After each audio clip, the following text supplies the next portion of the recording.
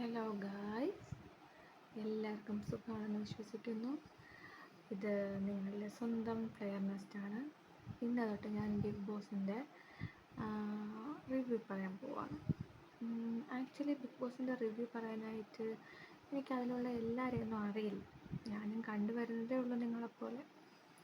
അപ്പോൾ ഒരു 20 പേരെ അകത്തോട്ട് വിട്ടിട്ടുണ്ട്. അതിൽ കുറേ ആൾക്കാരെ നമുക്കറിയാം, സീരിയൽ വഴിയൊക്കെ അറിയാം, കുറേ ആളെ സോഷ്യൽ മീഡിയ വഴി അറിയാം, കുറേ ആൾക്കാരെ യൂട്യൂബിൽ ഒക്കെ ആയിട്ടൊക്കെ അറിയാം നമുക്ക്.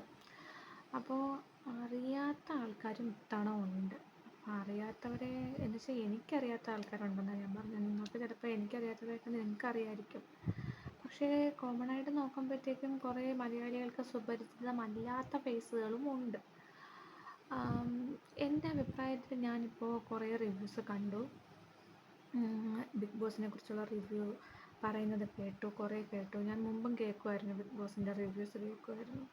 മുമ്പ് ഞാൻ ബിഗ് ബോസ് കാണുമായിരുന്നു. അപ്പോൾ ഈ സീസണിൽ ലാലേട്ടൻ പറഞ്ഞ പോലെ കുറേ വ്യത്യാസങ്ങളൊക്കെ വരുത്തിയിട്ടുണ്ട്.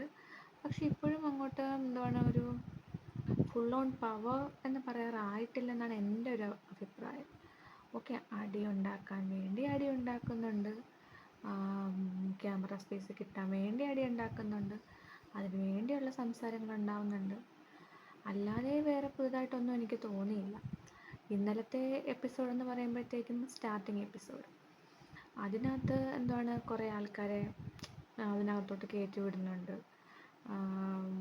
അതിൽ ഓരോരുത്തരെ എനിക്കറിയാവുന്ന കുറച്ച് പേരെന്ന് പറയുന്നത് ബിന്നി അറിയാം, അനു അറിയാം, പിന്നെ രേണുസുധിനെ പിന്നെ എല്ലാവർക്കും അറിയാം. ദെൻ അങ്ങനെ കുറേ ആൾക്കാരുണ്ടായിരുന്നു. എനിക്ക് എൻ്റെ പേര് പറഞ്ഞ് എനിക്കറിയില്ല.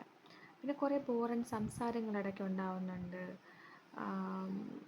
മീൻസ് ഇപ്പോൾ മുൻഷി എന്ന് പറഞ്ഞിട്ടുള്ള പുള്ളിക്കാരൻ എന്നെ മുൻഷീന്ന് വിളിക്കണം, അല്ലെങ്കിൽ എൻ്റെ പേര് വിളിക്കണം, ചേട്ടാന്നൊന്നും വിളിക്കണ്ട, എനിക്ക് ചേട്ടന്. ഓക്കെ, നല്ലൊരു പോയിൻ്റാണ്. കാരണം നമ്മളിപ്പോൾ വർക്കിംഗ് ഒക്കെ ചെയ്യുമ്പോഴത്തേക്കും നമ്മുടെ അത് കാട്ടി വലിയ ആൾക്കാരെയൊക്കെ ഇപ്പം IT ഫീൽഡിലൊക്കെ വർക്ക് ചെയ്യുന്നവർക്ക് അറിയായിരിക്കും. നമ്മളെ കാട്ടി ഉയർന്ന എത്ര ഇതായാലും പേരാണ് വിളിക്കുന്നത്, ചേട്ടാ ചേച്ചി എന്നൊന്നും പോയി വിളിക്കാറില്ല. സോ ആ ഒരു ലെവൽ ഓഫ് ഇത് വെച്ചിട്ടായിരിക്കും പുള്ളിക്കാരൻ, അല്ലെങ്കിൽ തന്നെ പറഞ്ഞിട്ടുണ്ടല്ലോ ബിഗ് ബോസ്, ഇവിടെ സഹോദരനും സഹോദരിയും ഉണ്ടാക്കാനല്ല, അങ്ങനെയല്ല വരുന്നതെന്ന്. സോ യാ, ഇവിടെ കറണ്ട് പോയതാണ് ഗൈസ്, ഇവിടെ കറണ്ട് പോയി. അപ്പോൾ പറഞ്ഞുകൊണ്ടിരുന്നത്, അപ്പോൾ പുള്ളിക്കാരൻ്റെ ആ സംസാരം എനിക്ക് അത്രയ്ക്ക് നല്ലതായിട്ട് തോന്നിയില്ല. പിന്നെ പേരറിയാത്ത കുറച്ച് ആൾക്കാരുണ്ട്. പേരൊക്കെ പഠിച്ചു വരുന്നതല്ലേ ഉള്ളൂ, ഫസ്റ്റ് സീസണല്ലേ. എനിക്ക് സ്ക്രീൻഷോട്ട് വേണമെങ്കിൽ ഇട്ട് സംസാരിക്കാം. ഇവിടെ ഇപ്പോൾ കറണ്ട് പോയതുകൊണ്ടാണ് കേട്ടോ ഇതിങ്ങനെ കാണുന്നത്. എൻ്റെ ഫേസ് കാണിക്കാൻ എനിക്കിപ്പോൾ തൽക്കാലം താല്പര്യമെന്ന് വെച്ചാൽ ഫേസ് ഇല്ലാതെയുള്ള യൂട്യൂബ് ചാനലാണ് ഞാൻ ഉദ്ദേശിക്കുന്നത് ഗൈസ്.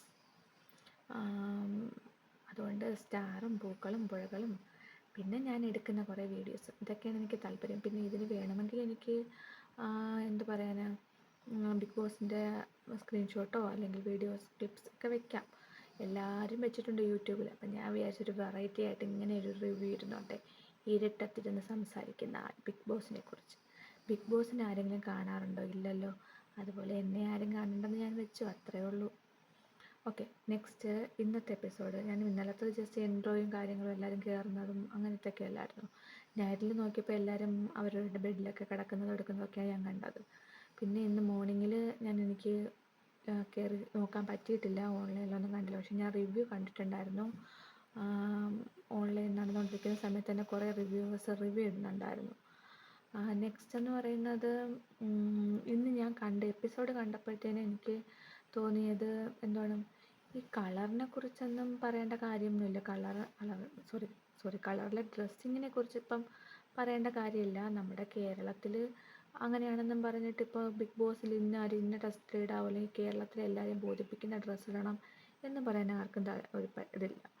അപ്പോൾ അതൊരു നോമിനേഷൻ റീസണായിട്ട് എനിക്ക് തോന്നിയിട്ടില്ല. അതുപോലെ തന്നെ കുറേ കാര്യങ്ങളിൽ റീസൺസ് പറയുന്നത് വളരെ സില്ലി ആയിട്ടുള്ള റീസൺസ് കണക്ക് തോന്നി കുറേയൊക്കെ. പിന്നെ രേണുസുധിയുടെ തലവേദന, അതായിരുന്നു എൻഡിങ്, ഈ എപ്പിസോഡിൻ്റെ എൻഡിങ് അതായിരുന്നു. നൈറ്റിലുള്ളത് ഞാൻ കണ്ടിട്ടില്ല. തലവേദന ഒരു വല്ലാത്ത തലവേദനയാണ് ഗൈസ്. ഇത് ഇവിടെ പോയി അവസാനിക്കുമെന്ന് എനിക്കറിയില്ല. പക്ഷേ ഓക്കെ, പുള്ളിക്കാരിക്ക് തലവേദനയാണെങ്കിൽ ഉറപ്പായിട്ടും ഡോക്ടറിനെ കണ്ട് ഇതാക്കുക. അല്ലാന്നുണ്ടെങ്കിൽ ഇപ്പം പുള്ളിക്കാരിക്ക് തലവേദന ചിലപ്പോൾ കിടക്കാൻ വേണ്ടിയിട്ടാണ് കാണിച്ചതെന്നുണ്ടെങ്കിൽ അതൊരു മോശം കാര്യമാണ്. അല്ല പുള്ളിക്കാരി ഒറിജിനലായിട്ടാണ് തലവേദനയെങ്കിൽ ഓക്കെ, പുള്ളിക്കാരി റെസ്റ്റ് എടുത്തോണ്ട് കുഴപ്പമൊന്നും എനിക്ക് തോന്നുന്നില്ല. പക്ഷേ മറ്റേ പുള്ളിക്കാരൻ്റെയും കൂടെ, ഷാനവാസ് എന്ന് പറഞ്ഞ പുള്ളിക്കാരൻ്റെയും കൂടെ തലവേദന കണക്കാക്കാമായിരുന്നു ക്യാപ്റ്റൻ എന്ന് എനിക്ക് തോന്നി. കാരണം അങ്ങനെ എന്തിപ്പോൾ ഒരാൾക്ക് ഒരു കണ്ടില്ല കേട്ടില്ല എന്ന് പറയുന്നുണ്ട് പുള്ളിക്കാരൻ ക്യാപ്റ്റൻ പറയുന്നുണ്ടെങ്കിലും ക്യാപ്റ്റൻ്റെ പുറകെ ഇതെല്ലാം അവിടെ ഒരു അടിയൊക്കെ കഴിഞ്ഞിട്ട് ക്യാപ്റ്റൻ്റെ പുറകെ പോയിട്ടാണ് ഈ പുള്ളിക്കാരൻ പറയുന്നത് എൻ്റെ തലവേദന എന്തുകൊണ്ട് നിങ്ങൾ കേട്ടില്ല അങ്ങനെയൊക്കെ പറഞ്ഞതിന് ശേഷം ആ പുള്ളി നേരെ പോയിട്ട് ക്യാമറ സ്പേസിൽ വന്നിട്ട് പറയുന്നത് രേണു സുധിക്ക് മെഡിക്കൽ എമർജൻസിയാണ്, എത്രയും പെട്ടെന്ന് ഡോക്ടർ വരണമെന്ന്. പക്ഷേ അപ്പോഴും ഷാനവാസിൻ്റെ കാര്യം പുള്ളി പറയുന്നില്ല. അതൊരു തെറ്റായിട്ട് എനിക്കും തോന്നി. എന്തുകൊണ്ട് അങ്ങനെ പറഞ്ഞില്ല?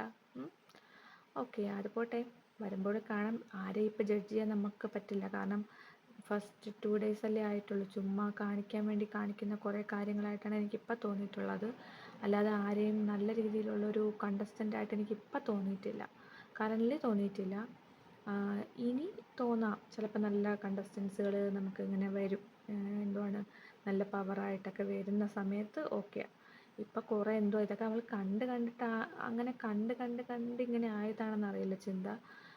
എല്ലാം ഒരു കാണിക്കാൻ വേണ്ടി കാണിക്കുന്ന പോലെ തോന്നുന്നുണ്ട് കുറേയൊക്കെ. അതെനിക്ക് മാത്രം തോന്നുന്നതാണോ നിങ്ങൾക്കും തോന്നുന്നതാണോ എന്ന് എനിക്കറിയത്തില്ല. എനിക്ക് തോന്നുന്നു ഇതെല്ലാം കാണിക്കാൻ വേണ്ടി കാണിക്കുന്നതാണ്. ഒരു റെപ്പറ്റീഷൻ പോലെ തോന്നുന്നുണ്ട്. ബിഗ് ബോസിൻ്റെ ഭാഗത്ത് നിന്ന് ഏഴിൻ്റെ പണിയും കാര്യങ്ങളും എല്ലാം കറക്റ്റായിട്ട് മുറ പോലെ വരുന്നുണ്ടെങ്കിലും ഈ കണ്ടസ്റ്റൻറ്റിൻ്റെ ഭാഗത്ത് നിന്ന് നമ്മൾ പണ്ട് കണ്ട് മറന്ന കുറേ കാര്യങ്ങൾ തന്നെ റിപ്പീറ്റഡ് ആയിട്ട് വരുന്ന പോലെ എനിക്ക് തോന്നി. അതെൻ്റെ അഭിപ്രായമാണ്. നിങ്ങൾക്ക് എങ്ങനെയാണെന്ന് എനിക്കറിയില്ല. അതുപോലെ ഇത്തവണത്തെ പനിപ്പുര അതെനിക്ക് ഇഷ്ടപ്പെട്ടു. അതിനകത്ത് എല്ലാം ഡ്രസ്സും അപ്പം അവരുടെ ലക്ഷറി പോയിൻറ്റ്സിനനുസരിച്ചായിരിക്കും എല്ലാം കിട്ടുന്നത്. അപ്പം വേണമെങ്കിൽ അവർക്ക് ലക്ഷറി സാധനങ്ങൾ എടുക്കാതെ അവരുടെ സ്വന്തം സാധനങ്ങൾ എടുക്കാം. അപ്പോൾ അതൊക്കെ ഒരു അടി ഉണ്ടാവാനായിട്ട് വളരെ ചാൻസ് ഉള്ള കാര്യങ്ങളാണ്. മറ്റുള്ളവർക്ക് ചിലപ്പോൾ ഹെൽപ്പ് ചോദിക്കേണ്ട ഒരു സാധനം എടുത്തുകൊണ്ട് വരുമെന്ന് പറയാം, അത് ചെയ്യാതിരിക്കാം, അവിടെ ഒരു അടി ഉണ്ടാവും. അപ്പം എങ്ങനെ അടി ഉണ്ടാക്കാം എന്നുള്ളതിലാണ് ബിഗ് ബോസ് കൂടുതലായിട്ടും ഇതാക്കുന്നതെന്ന് എനിക്ക് തോന്നുന്നു.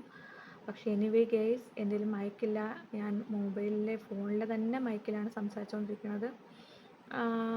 എനിക്കിതിൻ്റെ ബിഗ് ബോസിൻ്റെ റിവ്യൂ പറയണമെന്നൊരു ആഗ്രഹം ഉണ്ടായിരുന്നു. കഴിഞ്ഞ വർഷം തൊട്ടേ ഉണ്ടായിരുന്നു. അപ്പോഴൊന്നും യൂട്യൂബില്ലല്ലോ. അപ്പോൾ ശരി guys, bye bye, take care. ഇനിയും റിവ്യൂസ് വരാം. ഫസ്റ്റ് 2 എപ്പിസോഡിൻ്റെ റിവ്യൂ ഇങ്ങനെ ആയിപ്പോയാലും എന്നോട് ക്ഷമിക്കുക. സ്ക്രീൻഷോട്ടുകൾ ഞാൻ ഉൾപ്പെടുത്താൻ നോക്കാം. അപ്പോൾ ബൈ ബൈ.